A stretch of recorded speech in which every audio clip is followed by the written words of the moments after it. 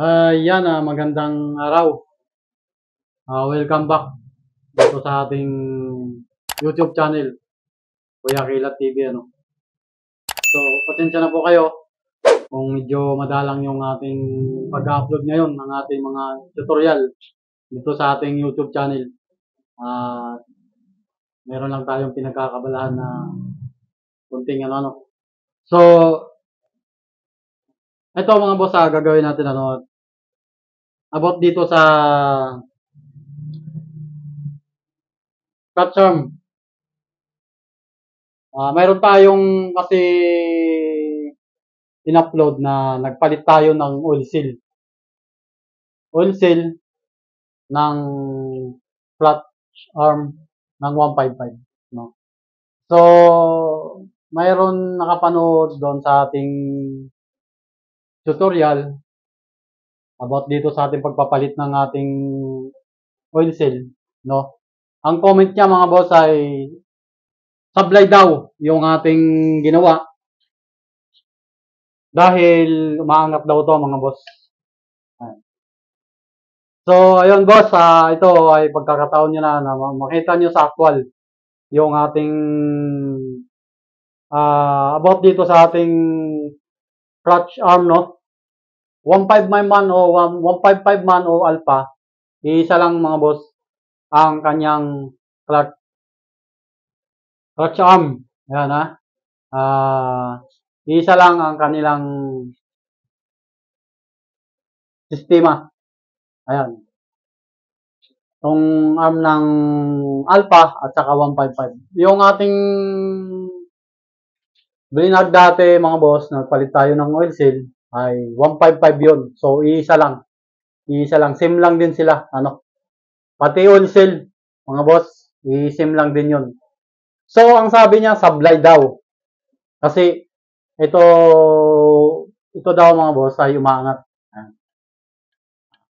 So, gusto ko lang ipano doon sa ating nag-comment siguro kung hindi man hindi man alpha o 155 yung gamit mong motor mga boss.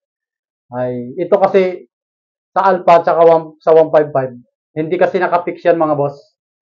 Yung kanilang dito sa ilalim, yung sa clutch arm, no. Ayan. Naka-spring lang yan mga boss.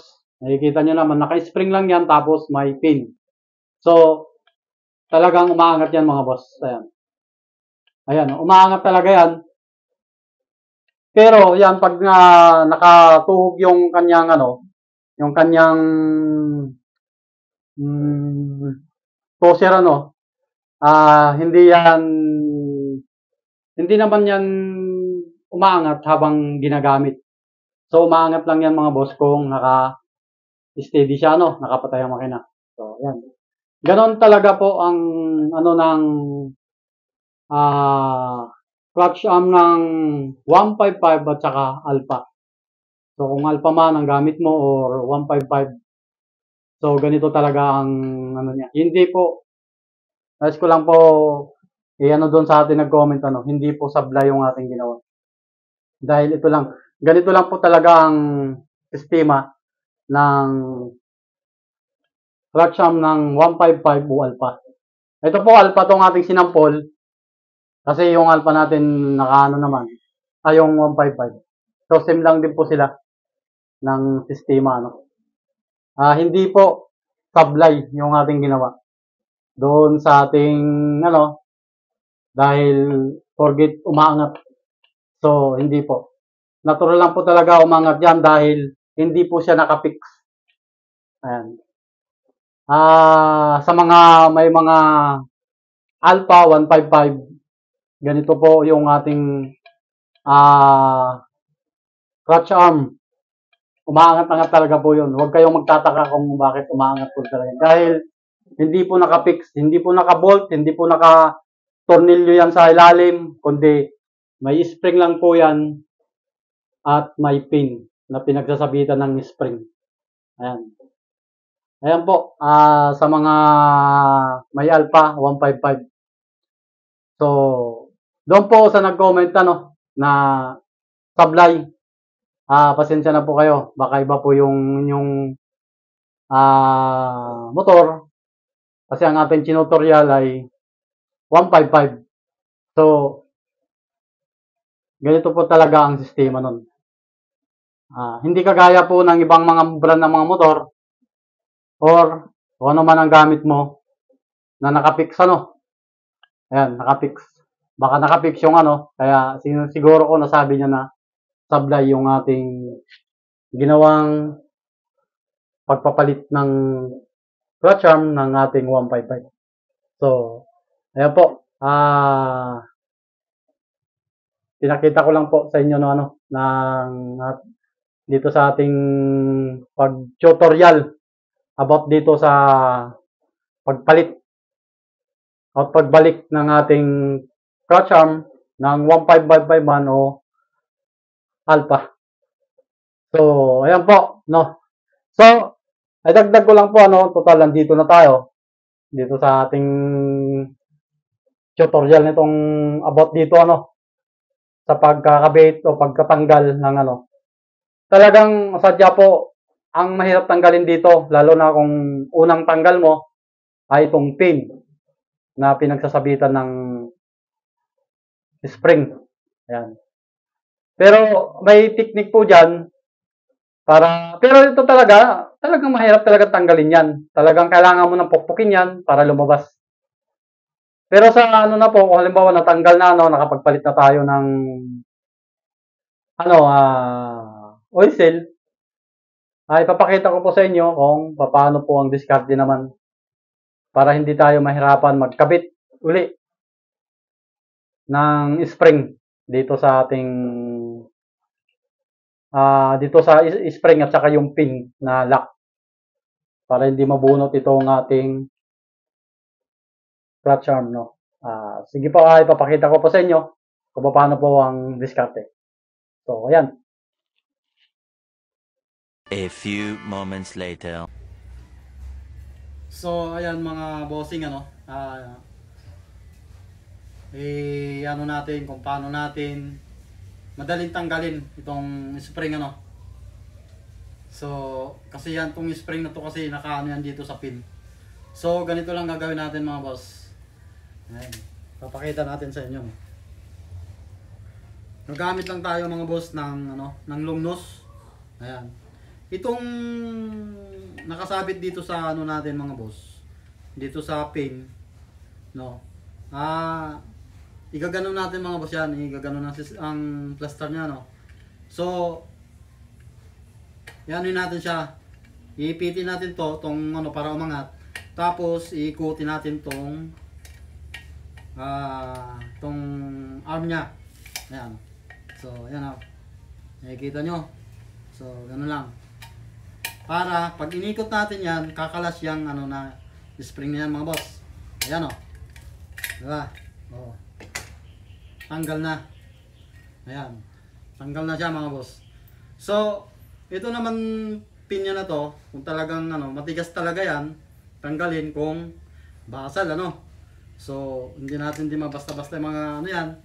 Gagamit din lang tayo ng plies. Plies ano. Ayan. Ikot-ikutin lang natin yan. Kung hindi mo makuha natin mga boss sa ikot-ikot, ay may butas naman yan dito sa ilalim. Pwede natin yan tusukin ng medyo kasya dyan sa butas. Yan. Kasi dyan sa butas, pwede natin pukpukin itong pin. Ayan, yung pin na to. Kasi talaga, ito, pag unang bukas mo talaga yan, matigas yan. Kasi galing sa stock. So, bubunutin natin to, mga boss. Ayan. Yan. Oh, tanggal na. So, itong ano naman, mga boss, ay sisikwatin lang natin dito. Ayan. Ayan, gano'n. Gano'n lang, kasimple. Ang ano nito mga boss ay hindi ko gaano makita ano. So, kayo rin, hindi nyo makita siguro dyan. Ayan o, ang code nya no. Ewan ko kung nakikita nyo mga boss. So, kayo na lang ang magano. Pero pag bumili tayo ng ano, oil seal, Sabihin nyo lang 1 alpha man or 155, basta oil seal ka mo ng clutch arm ng 155 or pang alpha. Same lang sila mga boss. Same lang. So susubukan natin ano natin to, sisilipin ano mga boss, no? Titignan natin kung anong code nito. Nakasalamin na tayo pero parang hindi pa rin natin makita. So sa tingin ko mga boss ay ano to, 12 that's 22, 23. Ayan, 22. Ayan, 12 22 ang code nito mga boss.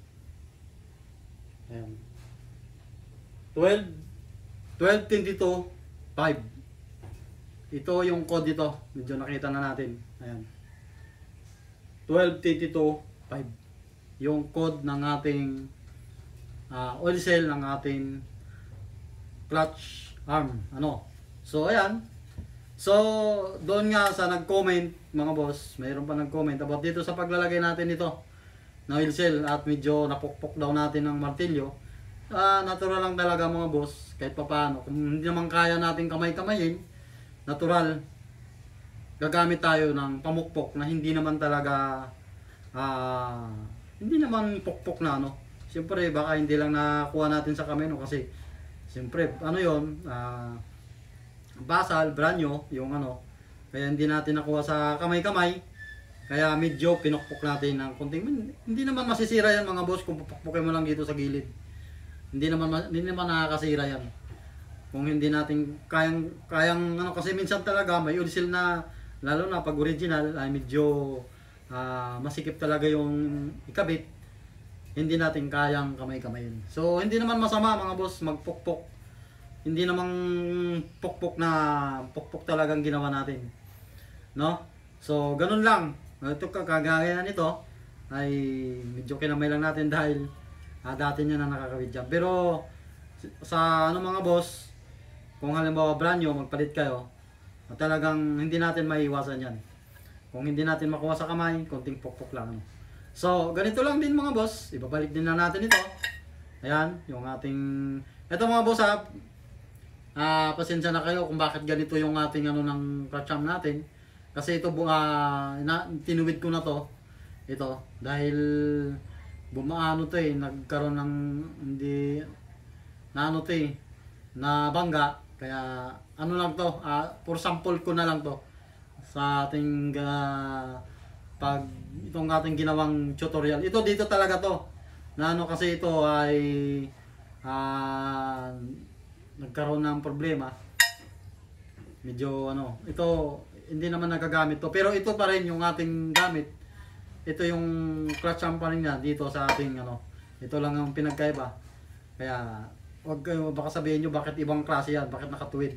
Hindi ko na tinuwid ko na po yan at medyo na ano yan, na wala sa align ano. So itinuwid ko na lang. So ganun lang mga boss, ipapasok lang natin dito. Pero kung magpapalit kayo mga boss bago, kung halimbawa brand new na yung ating oil seal, ito lalangisan nyo to para dumulas pa rin, din naman masira yung ating oil seal ano. So ganyan lang. Yan. So ganyan yung sistema niya mga boss. Ayan.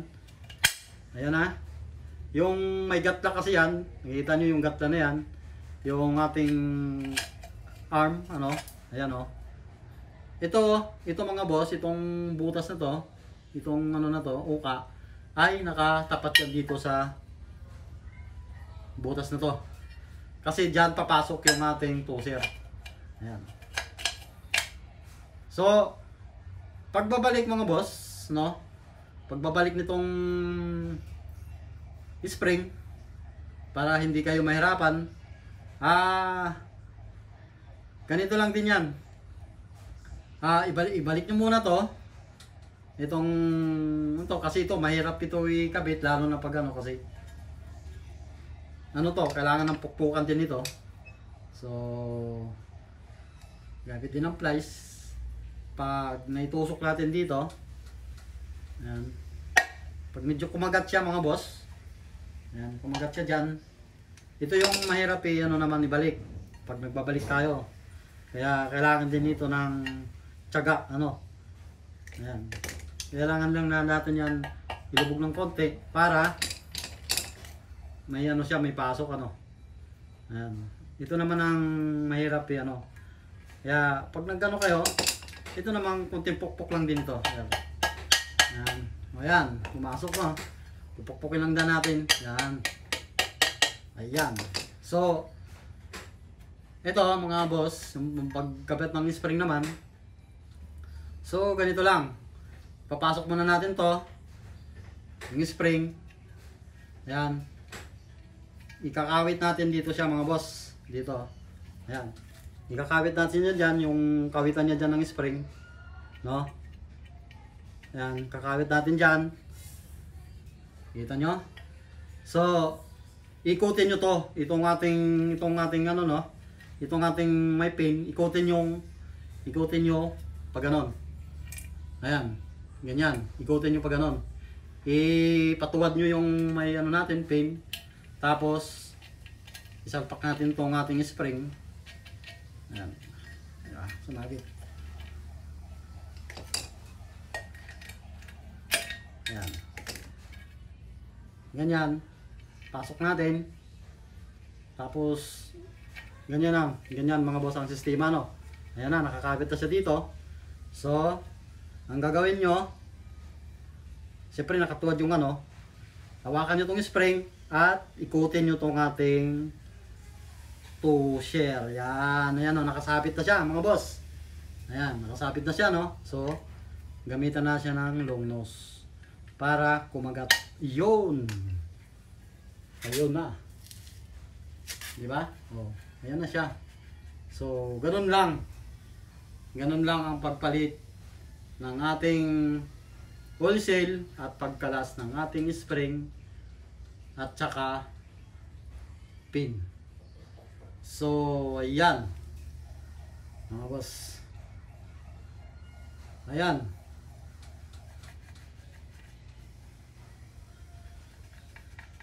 Ayan. Okay. So, ayan mga boss, no? So, about dito sa ating pagpapalit ng ating wholesale dito sa ating clutch arm 1.5 bagman or alpha, sim lang po ang proseso ng pagpalit. So ayun mga boss, ako nagpapasalamat sa inyong panonood dito sa ating tutorial at nabigyan natin ng kunting ano yung ating tagapanood about dito. So, huwag kayong magtataka kung bakit yan ay umaangat. Kahit naman yan mga boss umaangat, hindi naman tatagas yung langis kasi mayroon tayong oil seal dito. Kaya, ibig sabihin, pag tumagas yan mga boss, palitan yung ating oil seal. Ayan. So, yan mga boss. Sana ay nabigyan ko kayo ng konting ideya dito sa ating tutorial about dito sa ating pagpapalit ng ating clutch arm, oil seal, pagkakalas. So, ayan mga boss. Hanggang dito na lang. Ako po ay nagpapasalamat sa inyong panonood. Thank you. Thank you. God bless.